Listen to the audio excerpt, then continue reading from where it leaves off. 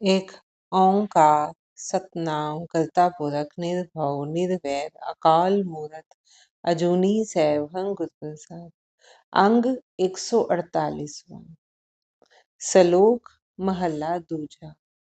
महला दूजा मीन्स ये गुरु अंगद देव जी की रचना है।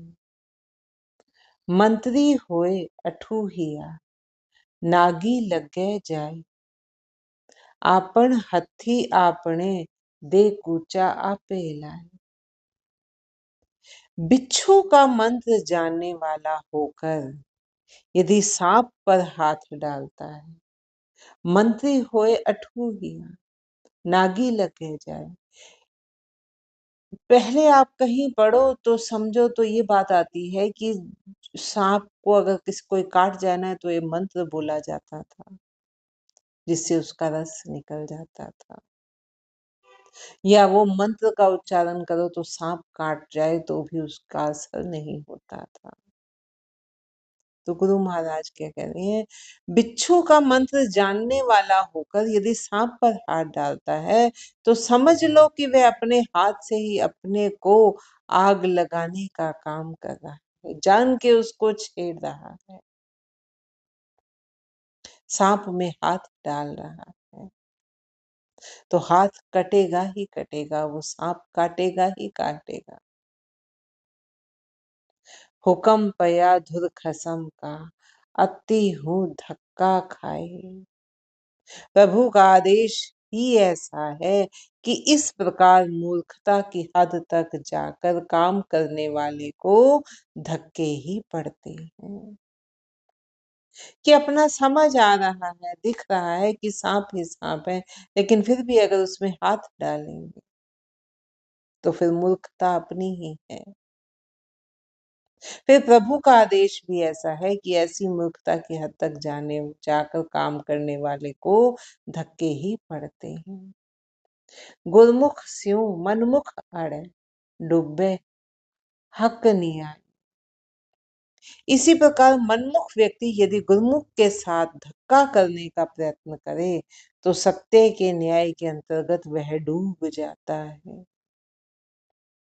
दुहा सीरिया आपे खसम वेख है कर व्योपाई। परंतु दोनों और स्वयं प्रभु ही मालिक है, जो स्वयं ही देखता है और स्वयं ही निर्णय करता है।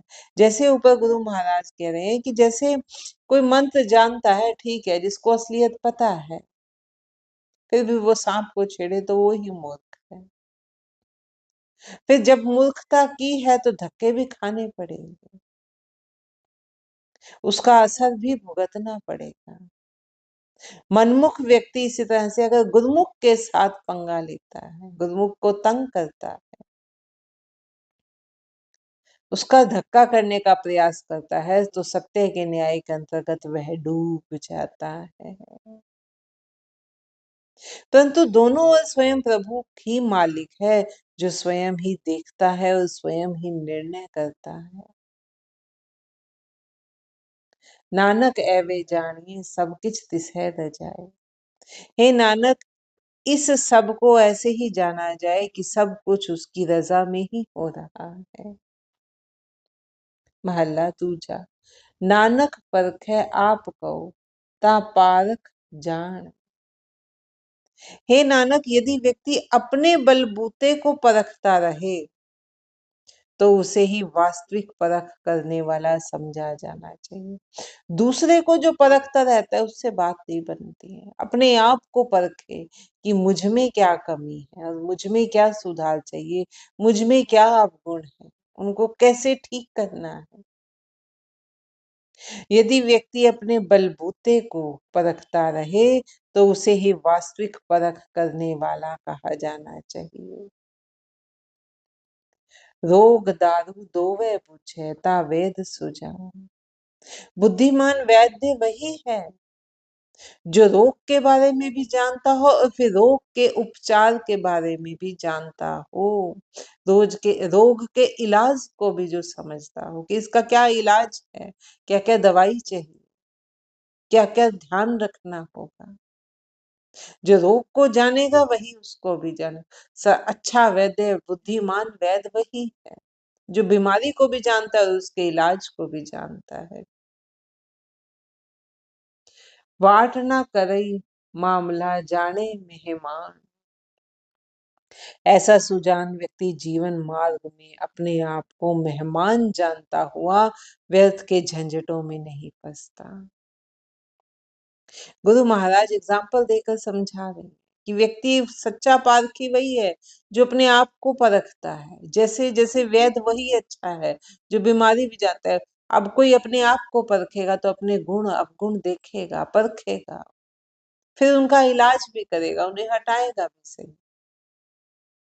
ऐसा सुजान व्यक्ति जीवन मार्ग में अपने को मेहमान जानता हुआ, वो ये जानता है कि मैं इस संसार में कुछ दिनों के लिए आया, खाली हाथ आया था और खाली हाथ ही जाऊंगा। अब हम किसी के घर जाए, वहां जो चीजें पड़ी हुई हैं डेकोरेशन की है और उनके काम की, तो हम ये सोचे कि ये भी हम अपने अटैची में रख लें, ये भी हम अटैची में रख लें। ऐसा तो नहीं हो सकता ना। हम उसे वहीं यूज करते हैं और फिर आते हुए वहीं छोड़ कर आते हैं।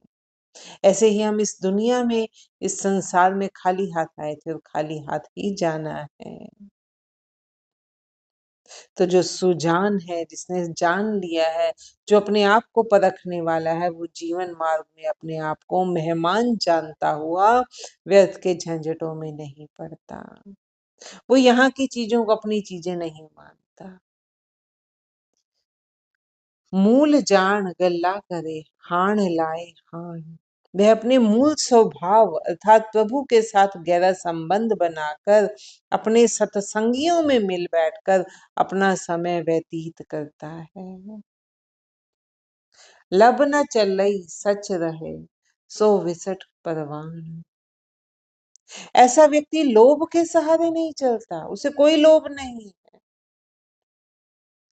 अन्यों के लिए परमाणिक विचोलिया बन जाता है, उसके लिए सब समान है, क्योंकि वो आप खुद को करता नहीं मानता।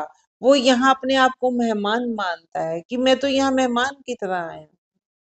सूझ बुद्धि से काम लेता है, वो लोभ के सहारे नहीं चलता।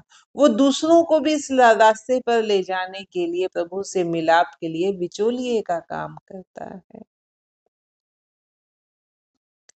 सर संध्या आगास कहो क्यों पहुंचे बाण। परंतु मनमुख बनकर यदि तीर को आकाश की तरफ चलाया जाएगा तो वह भला निशाने पर कैसा लगेगा। अगर मनमुख है, मन के पीछे चलने वाला, वो तो हर चीज को अपनी चीज मानकर अपना बैग भरने की फिराक में है कि मेहमान बन के बेशक आया था, अब यहाँ जो कुछ भी है सब पर अपना अधिकार जमा लूं तो कैसा रहेगा। घर वाले निकाल के बाहर फेंकेंगे किसी मेहमान के घर जाकर ऐसा करेंगे तो। ऐसे ही वो परमात्मा फिर बाहर कर देता है। उस पर तीर निशाने पर कैसे लगेगा। परमात्मा, आप मनमुख भी हो और कहो कि हम परमात्मा से भी मिले रहेंगे, कैसे पॉसिबल है। अग्गे ओ अगम है वाहे दर जान। आकाश तो अगम्य है, इसलिए वह तीर चलाने वाले पर ही पुण्य आ गिरेगा। आकाश को बीन थोड़ी ना सकता है फिर मनमुख का तीर, वो आकर वापिस ही लगेगा। पौड़ी नारी पुरख प्यार प्रेम सिगारे। करन भगत दिन रात न रहनी वारे। जिन स्त्रियों का प्रभु पति के साथ स्नेह है वे सदैव प्रेम का श्रृंगार किया करती हैं। वो उसके प्यार का श्रृंगार करती हैं, उसके गुणों को अपनाती हैं, क्योंकि उससे प्यार है, उसको प्रसन्न करना चाहती हैं। तो जो जो उसको पसंद है वैसा वैसा काम करेंगी। हम करते हैं ना कि जो हमारे पति को प्यार अच्छा लगता है मैं वैसा ही श्रृंगार करूं। बिंदी लगाना उसे पसंद है तो बिंदी लगाऊं, लिपस्टिक लगाना नहीं पसंद तो ना लगाऊं। जैसा उसे श्रृंगार पसंद है मैं वैसा करूं। ऐसे ही जो जीव आत्मा उस परमात्मा से प्यार करने वाली है, वो फिर उसी के अनुसार श्रृंगार करती है। वे दिन रात भक्ति में लगी रहती हैं और किसी के रोके नहीं रुकती। महला मंझ निवास सबद सवारी, शब्द के माध्यम से सवरे हुए जीवन वाली यह जीव स्त्रियां महलों में बसती हैं, इस शरीर रूपी महल में बसती हैं, उनका वास अंदर है। सच कहन अरदास से विचारिया, सोहन खसमे पास हुक्म सिधारिया। पूर्ण विचारवान होकर वे मन से सच्ची अरदास, सच्ची प्रार्थना करती रहती हैं, प्रभु के हुक्म में चलती हुई, उसकी रजा को मानकर, वो सुख दे दुख दे, हर हर रजा को सहजता से मानकर वे अपने स्वामी के साथ शोभायमान बनी रहती है। सखी कहन अरदास मन हो प्यारे, विन नावे दिगवास फिट सो जीविया। जो सत्संगी हैं वो मिलकर मन से प्रभु के आगे प्रार्थना करती हैं, उस प्यारे के आगे प्रार्थना करती हैं। वह जीवन धिक्कार योग्य है और उस निवास को भी धिक्कार है जो प्रभु नाम से विहीन है। सबद सवर सबद स्वारियास अमृत पीवे, जिसने शब्द के माध्यम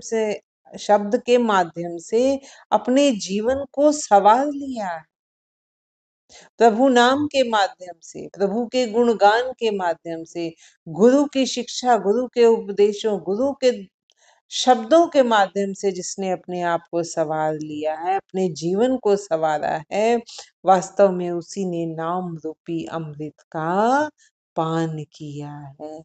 नाम रूपी अमृत का पान करने के लिए कहा गया है।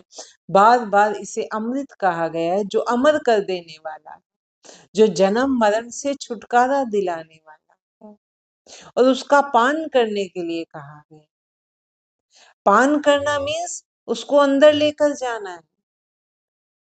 कहीं कोई दर्द है, दवाई मुंह में डालोगे, अंदर जाएगी, उसमें घुलेगी, पेट में जाकर उसका डाइजेशन होगा, वो खून में जाएगी और जहां कोई प्रॉब्लम है वहां उसको ठीक करेगी।